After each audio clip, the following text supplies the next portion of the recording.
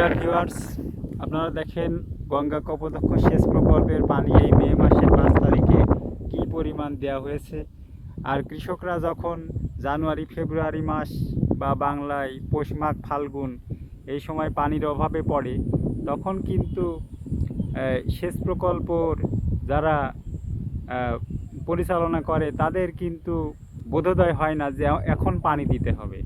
কৃষকরা ডিজেল ইঞ্জিনের পিছনে হাজার হাজার টাকা খরচ করে পানি নেয়।